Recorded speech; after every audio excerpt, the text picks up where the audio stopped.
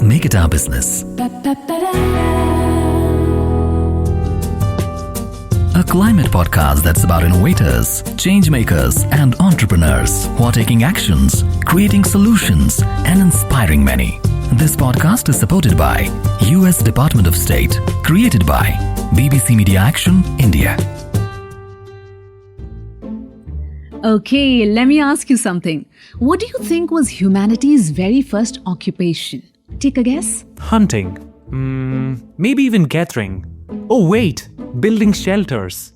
All good guesses, but think a little deeper. What's that one thing that has shaped civilizations, fed empires, and sustained life itself? It was farming, the ancient act of planting seeds, feeding civilizations, and sustaining life itself. Hi, I'm Sayema, and in this episode of Cool It Down, we are diving deep into the fields of innovation, exploring how farmers, scientists, and everyday change makers are reimagining the oldest profession in the world. From regenerative farming to cutting-edge tech, we'll uncover how agriculture is transforming from a climate culprit into a powerful solution. So are you ready to reconnect with the soil beneath your feet and the stories it holds? Let's dig in. Sustainable agriculture is not just a buzzword. It's a movement that impacts every bite of food we take and every breath of air we enjoy. And today, we have the perfect guide for this journey, Dr. Timothy Krupnik. Tim has spent years on the ground working with farmers across Asia and beyond, pushing for innovations that make farming resilient in the face of climate change. Tim, I'd love to start by hearing a personal story from you. What sparked your passion for sustainable agriculture, and what made you realize the critical connection between how we farm and our changing climate? Well, thank you for having me. The story that got me into agriculture and eventually landed me where I've been working in Dhaka, Bangladesh, and across Asia now for the last almost 14 years, actually starts in the United States, where I'm originally from. And when I was very young, I was very lucky to work for a small student-run business that worked on composting, where we basically took food waste from cafeterias at a local university, and we composted it, and we turned it into a nutrient-rich fertilizer that could be used in gardens and elsewhere. And that got me interested in soils. And I was over time interested in international agriculture. And so I was lucky to then move on to volunteer in working in a very similar municipal composting and urban agriculture project in Addis Ababa in Ethiopia, where I spent about 6 months helping to design composting systems and collection systems for doing the same thing, turning food waste into a source of plant food, basically. After that, I spent about a year backpacking my way across Africa, talking to farmers, visiting non-governmental organizations and projects working in sustainable agriculture, where I traveled the whole way from Ethiopia all the way down to South Africa through a number of different countries over land. And that taught me more than anything, more than any of my formal education, about what farmers do, and about listening to people who are practitioners and who are working in agricultural development, and balancing that with understanding what farmers desire and what they do and why they do that. Sometime after that, I was able to do a master's degree and a doctoral degree. I'd worked in Kenya and in Burkina Faso and in Senegal, in Africa, on various aspects of these sort of things. But during that period, I was very lucky. I actually did a short-term consultancy 1 year rather than taking a Christmas vacation. In between cropping seasons, when I was living in Senegal, I did a small consultancy in Bangladesh, also working on waste management and similar things, although that was many years later. And I was captivated by what I saw and learned in Bangladesh. And I was very, very quickly drawn into South Asia and just fascinated by the agricultural systems here. Many people think agriculture is completely natural, but that's not always the case, as you would have seen. What are some misunderstandings about how farming affects greenhouse gases, especially in the regions you work? Agriculture is a really interesting topic when it comes to climate change because it's both a major contributor to climate change, and agriculture and agricultural systems and farmers and market systems that are associated with food and food production Right. are also in turn affected by climate change. The estimates from the International Panel on Climate Change, or IPCC, they estimate that approximately 13 to 21% of global human-made greenhouse gas emissions comes from agriculture and from land use change that's associated with agriculture. I see. And that's very important. When forests are cleared in not so much in South Asia, but in a number of other countries, forests are cleared and converted to agricultural land or to grazing land, you see a loss of carbon, and that contributes to climate change. A number of agricultural practices can contribute to climate change. Livestock production is a key among them in generating methane emissions. The production of rice is also an important contributor to climate change in terms of methane emissions and nitrous oxide emissions, both of which contribute to climate change, and particularly the way that farmers manage their soils and their water and fertilizers contribute to emissions in different cropping systems and farming systems.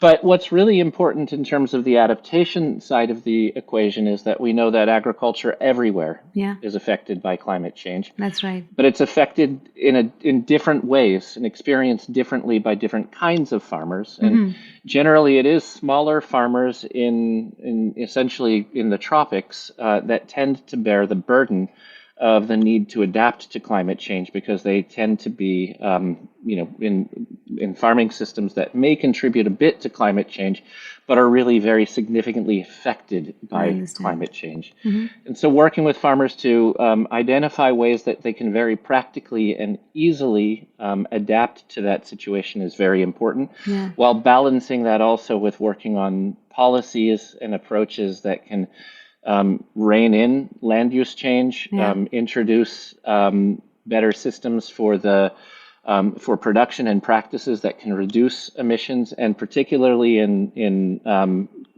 developed nations that contribute considerably to climate change and from agriculture, is introducing policies and market incentives that might reduce emissions as well. So you have to look at all of this as a system and approach it as a system. But not everyone contributes equally as far as farmers are concerned, and they are certainly not affected equally. And so those farmers that are in the global south and in the tropics really do bear the brunt of these challenges. So while we're at it, Tim, and you've done a lot of research in this area, what are some of the challenges farmers face when trying to adopt sustainable practices? And how do you think are the easiest ways to help them overcome them? Well, part of why I enjoy the work that I do so much, and many of my colleagues and the teams that I work with enjoy it so much, and it's not just me, it is the teams that we work with and the organizations that we work with that lead these efforts.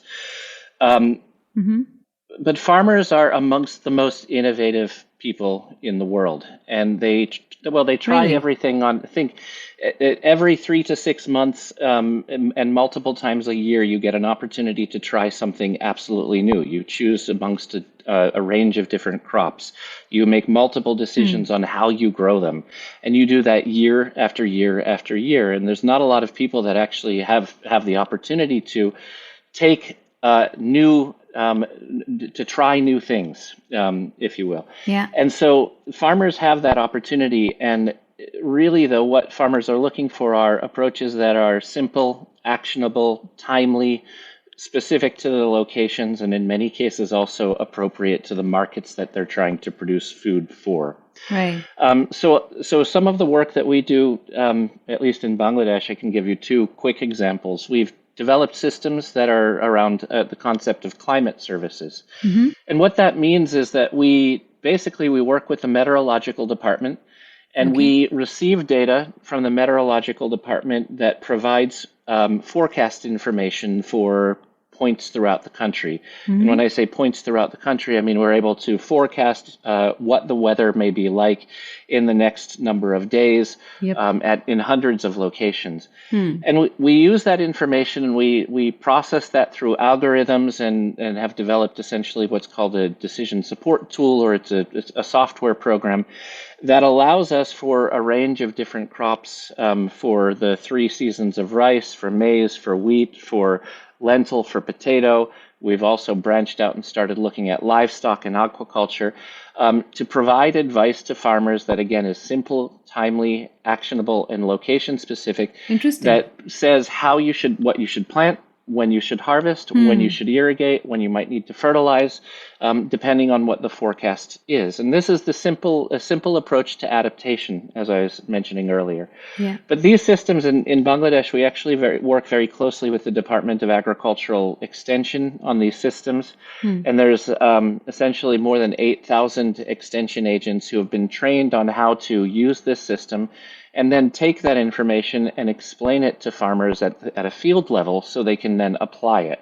Wow. And the work that we've done has indicated that there's approximately almost 670,000 farmers per season that are applying practices and improving their practices based upon, again, this very simple, timely, actionable, and location-specific information that can be generated by receiving forecast data and processing them through algorithms and then automatically disseminating it throughout the country. And this all happens in a computerized system without lifting a finger once the system is set up. And it happens every day, every 3 hours of the day in Bangladesh for all 465 sub-districts that we have throughout the country who provide these forecasts and advisories. So that's a very practical example of some of the work that we do and applying, forecast information and applying science, and then identifying a system by which it's possible to get information rapidly to farmers and working with partners, in this case, the Department of Agricultural Extension, so they are able to then explain that information to farmers and they can change their practices as a function of what the future weather might be like. Right. In the longer run, we'd also start to look at longer term forecasts and also look at adaptations to long-term climate change.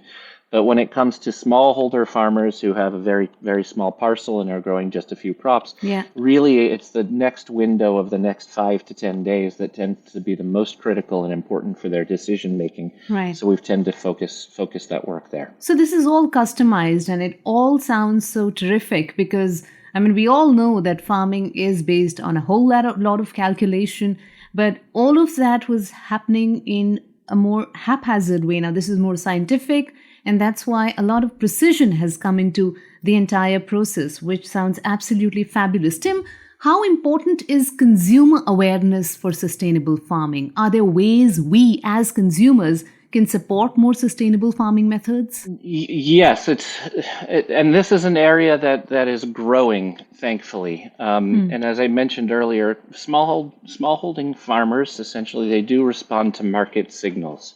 Yeah. And when I say market signals, they know what to grow based upon what they think will fetch a profit at the end of the season. And they make decisions on what they will grow as a function of that. But they also make decisions around what they will grow based upon their land type, their soil type, and so on. Right. But, in South Asia, there is a growing awareness around, and especially a concern for safe food. And this has become increasingly popular, especially in urban markets and with youth and older people alike, but essentially looking for foods that have a reduced amount of pesticides being used both during the production of food and also after production, because a lot of things get sprayed to help preserve food. Yeah. But again, that's not linked directly to climate change, but it does, and what's important about it, it does open up and break open awareness around the importance of food and understanding the way in which food is grown. And so my hope is that the safe food movement, and it really is becoming a movement, and it's a consumer movement, it's an awareness movement, and so on. And in many cases, farmers that are growing food safer and are able to tap into markets around that are benefiting.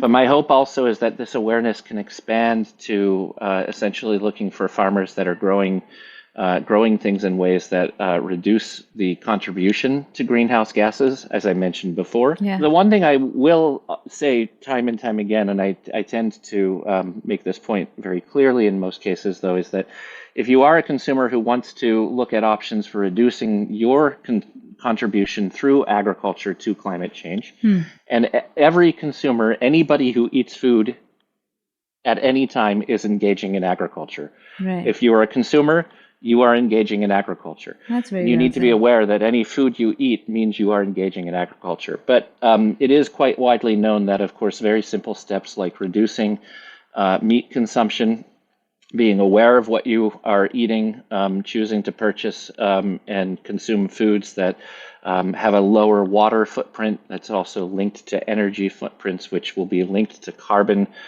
footprints. That means essentially things that are grown in less intensive ways. Tim, I think that's a superb note to halt this discussion. I will not say end, because we need to carry it on. As you said, anybody who's consuming food is practicing agriculture in some way or the other. Yes. That's it for today's episode of Cool It Down. A huge thank you to Dr. Timothy Krupnik, Tim, for sharing his insights on how sustainable agriculture can help cool down our planet.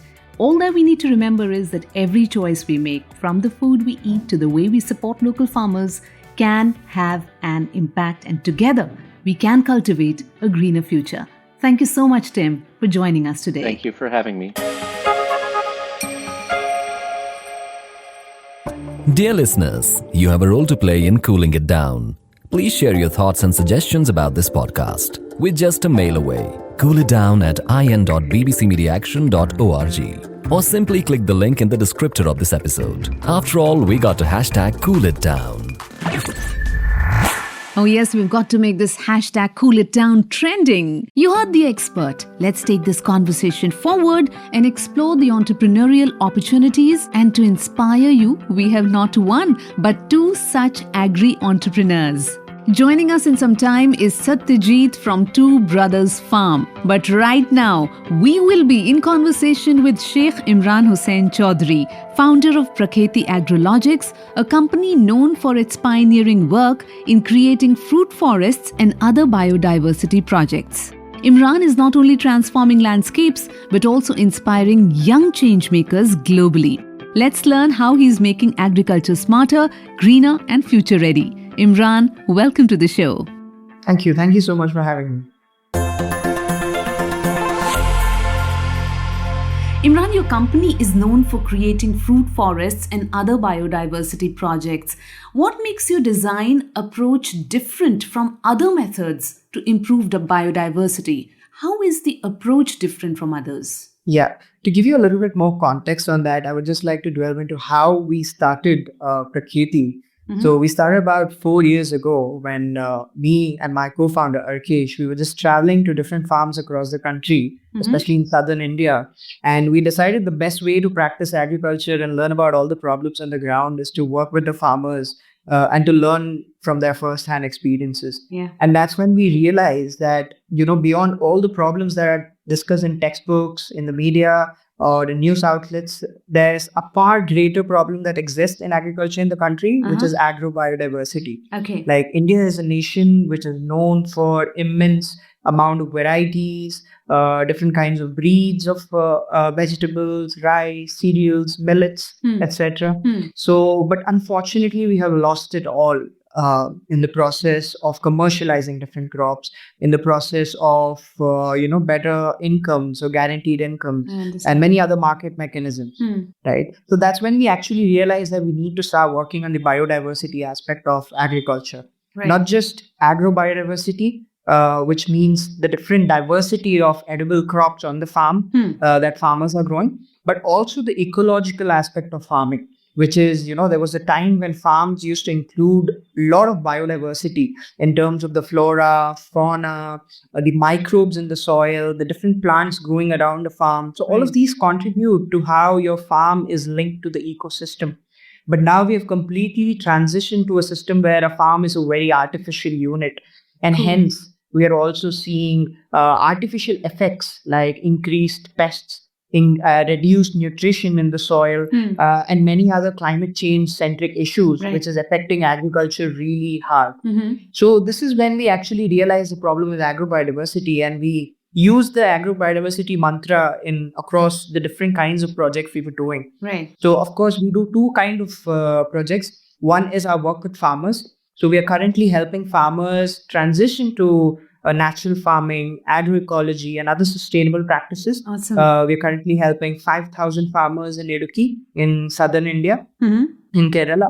And apart from that, we are also helping people, get access to biodiversity. And these are the projects that you mentioned about, like the fruit forest. We do mini afforestation projects like the Miyawaki forest. We have made butterfly parks. And so on and so forth. So these we are doing for different stakeholders, like we've done it for resorts, we've done it for farmhouses, and basically anyone who wants to get a piece of biodiversity into their land.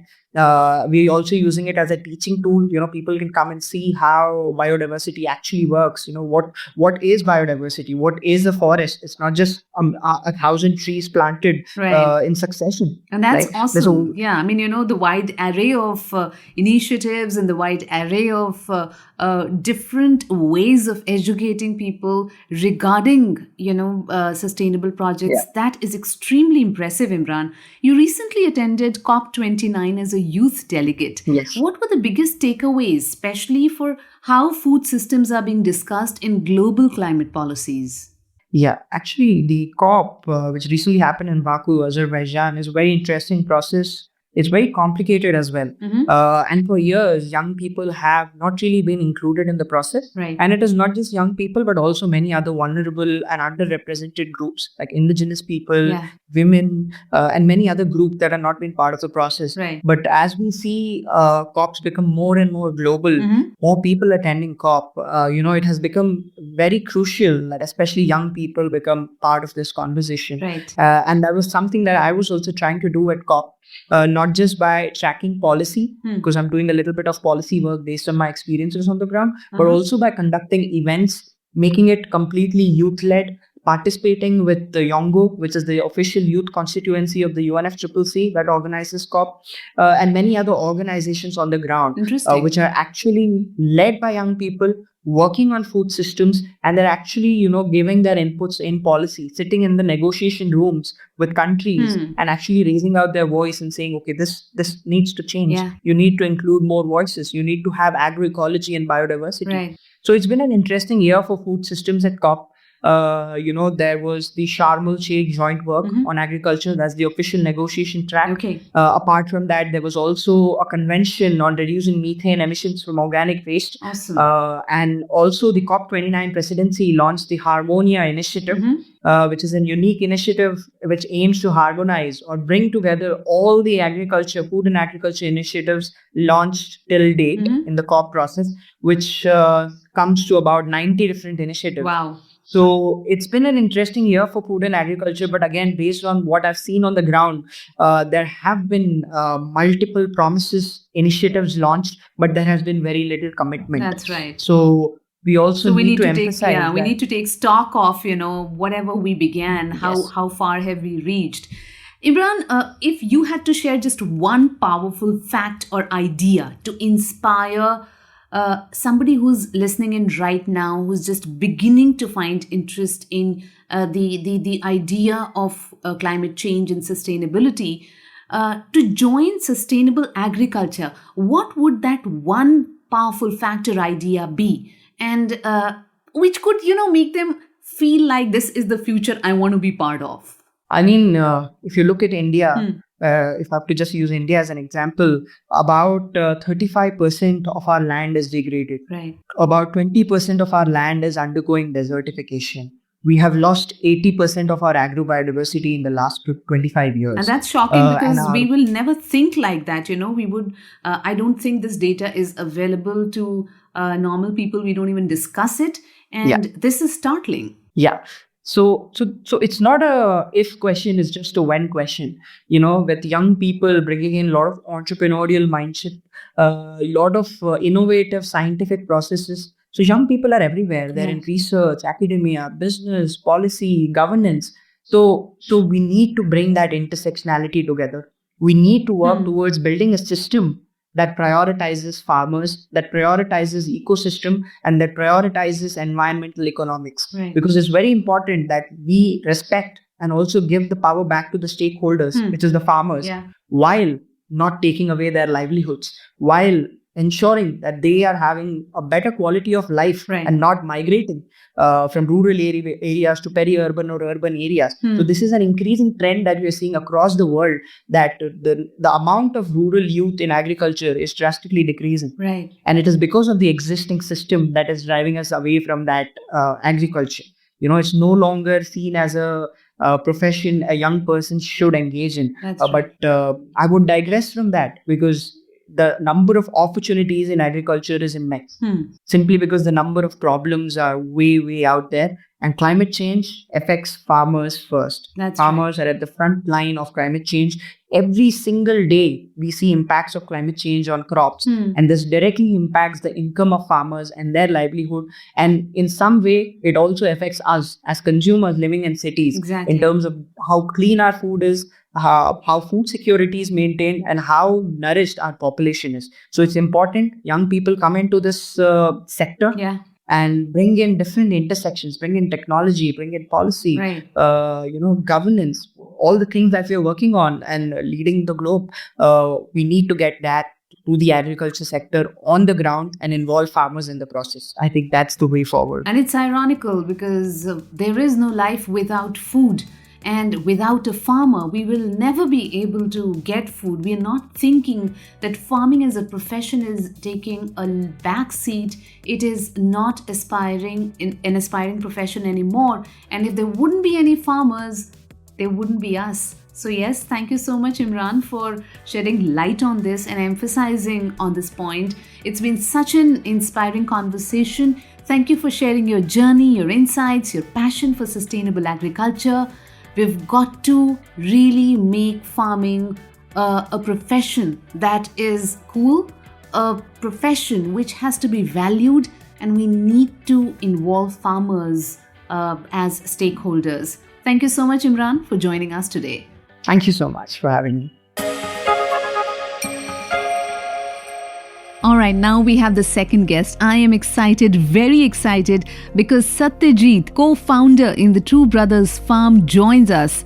I have to start right away, Satyajit. Both of you made a pretty big career jump from banking to farming. Talk about a twist. What sparked that decision? I really have to know what was the inspiration or the trigger behind taking that leap of faith and a huge risk, if I might add. And how did your business-savvy minds shape the way you approached farming in a way that's both sustainable and successful? Good evening and pleasure to speak to you on this topic. Well, I'm Satyajit, and along with my brother Ajinkya, we have started this farm, Two Brothers Organic Farms. We are farmers' sons born in this small village called Bodhani in rural Pune, which is a city in Maharashtra. And our parents put us in a boarding school thinking that, we shouldn't come back to farming, shouldn't come back to staying on the village, because somehow farming and agriculture is not financially viable, is not socially respectable. And hence we studied in a boarding school, did our MBAs, and got working with multinational banks. I was working with Citibank. He was working with HSBC.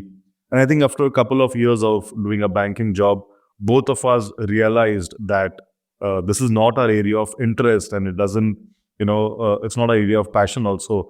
Our visits to the village were during our summer and Diwali holidays, where we stayed in our old house, which is a 100-year-old stone, wood, mud house.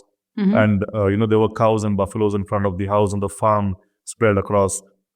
And we loved our time on the farm and, in the company of these animals on the farm. And hence, when we were faced with this dilemma of whether we should continue doing our job, we just introspected and figured out that, what would we love spending our time doing? And the answer was farming. And hence, 10 year back, Ajinkya and me left our jobs and came back to the farm.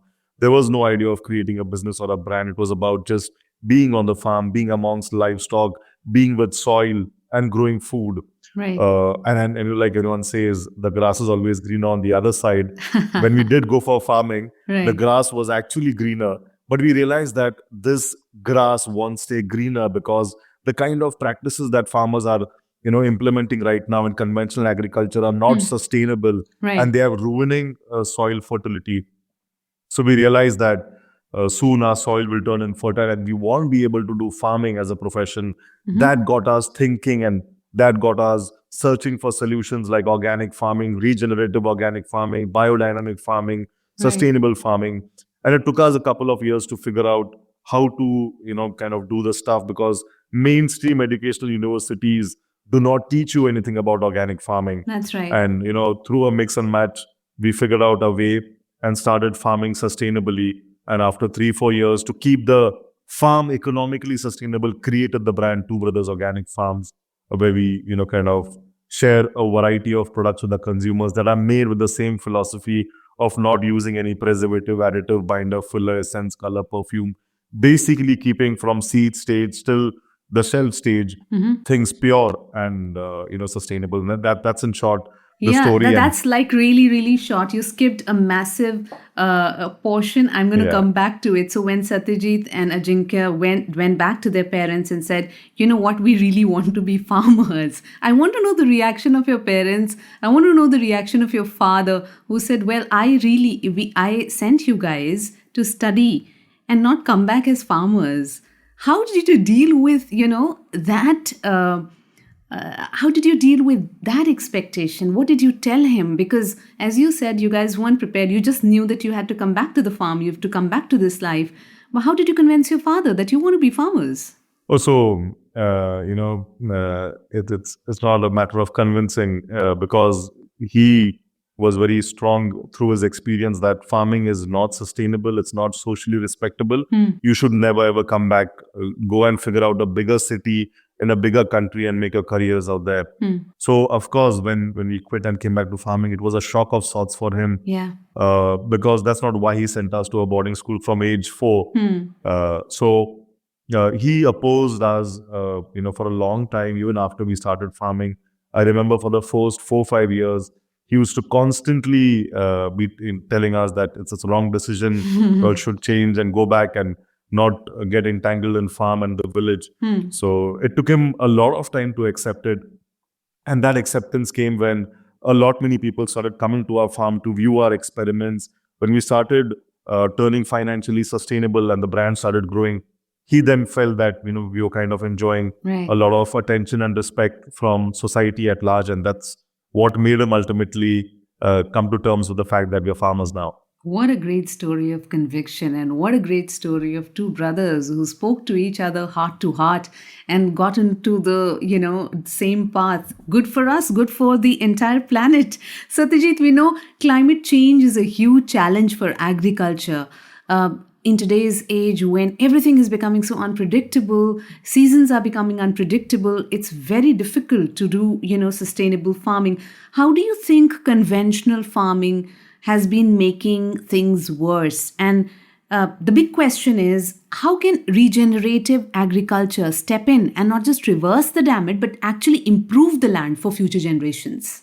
So I think, conventional farming means using hybrid seeds or to the extent of using genetically modified seeds for improved yields. Secondly, it includes monocropping, just planting one crop over a huge mass of land. Thirdly, it means using inputs that are chemically derived, inputs that are not naturally derived, and by that I mean your synthetic fertilizers, and also means using pesticides that are chemicals, that are systemic chemicals that go into the nervous system of the tree. And all this now entails conventional farming. This farming came into being I think 60, 70 years back, especially after the World War II, Right. when, the entire infrastructure of the war machinery was used to produce nitrogenous fertilizers. No one at that time had an idea of, how viable this is over the long term, how, what it does to the soil and to the ecosystem over the long time. And now we are facing those consequences where soil fertility has gone down by over 50%, where water holding capacity of farms has gone down by over 70%, where biodiversity, both above and below the soil, has nearly vanished. And we are producing food that is not nutritionally rich enough for us to consume and take our daily nutrition from.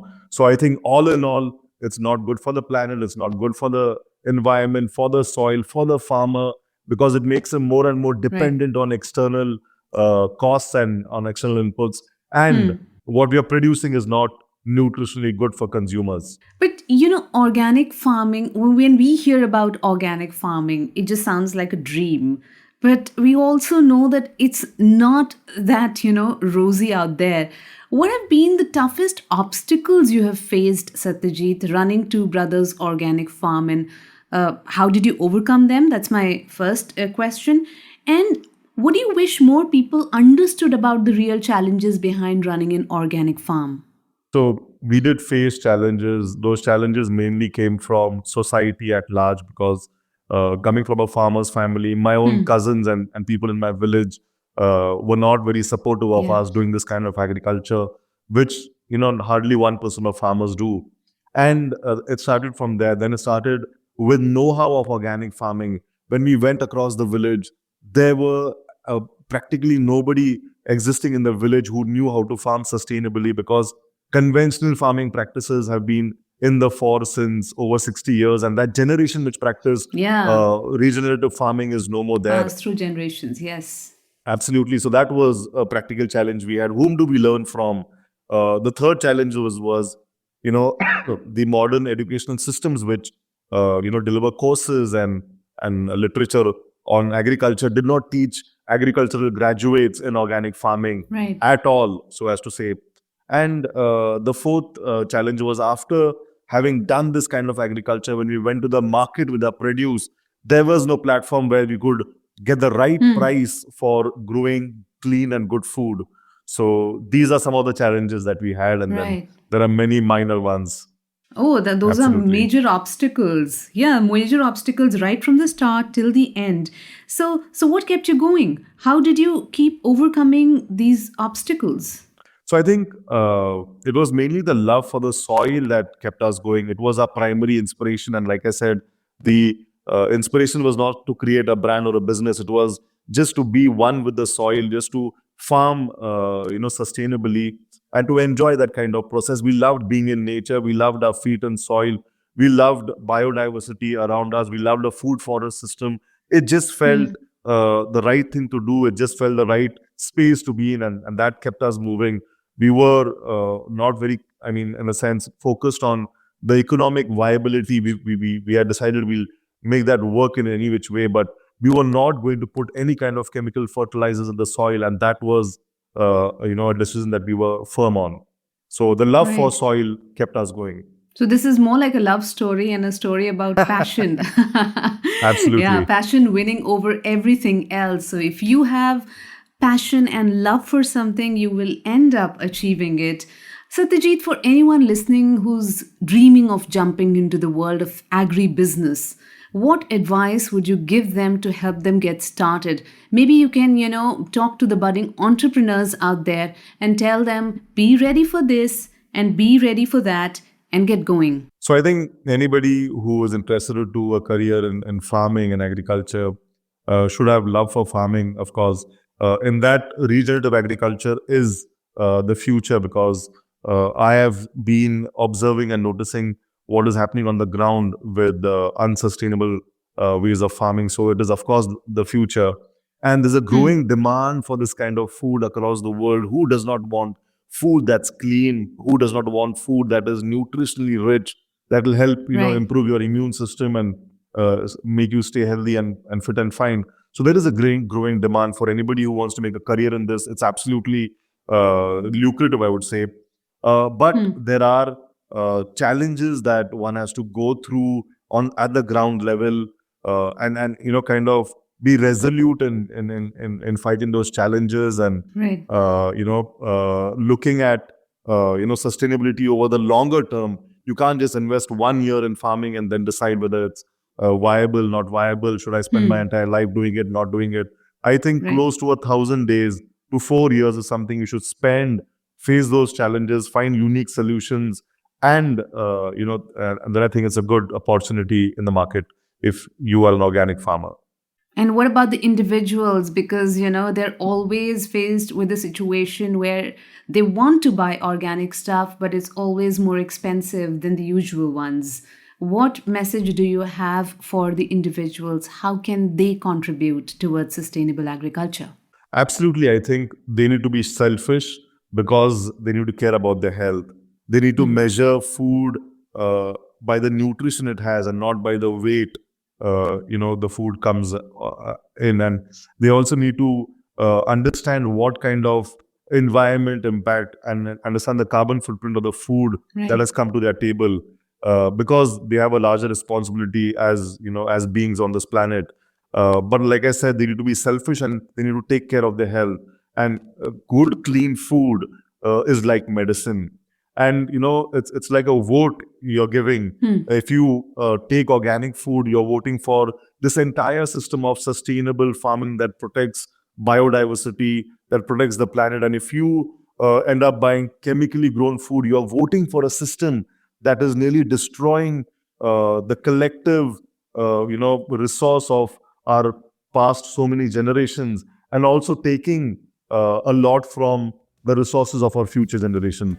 Right. I think you've reduced the entire conversation to just one question that you're asking everyone who's listening in.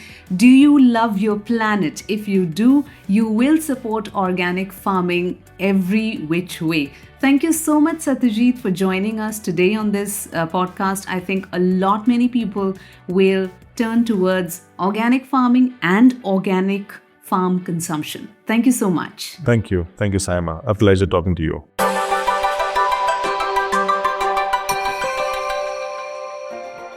Here is a little food for thought as we end this episode. We all have the power to make a difference, starting with our daily decisions, whether it's buying local organic produce, reducing food waste, or embracing a plant-rich diet.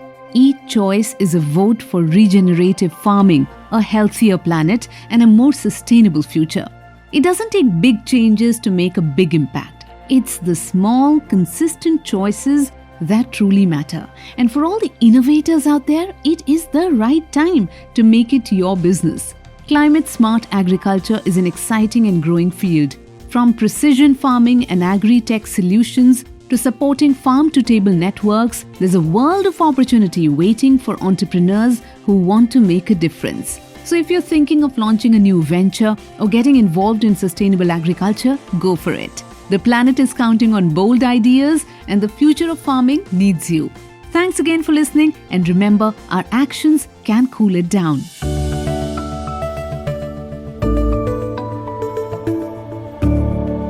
Signing off from another episode, I'm your host Sayema, leaving you with loads of ideas and things to do today.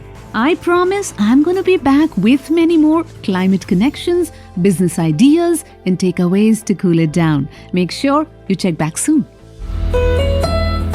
Cool it down. Let's make it our business. Ba-ba-ba-da.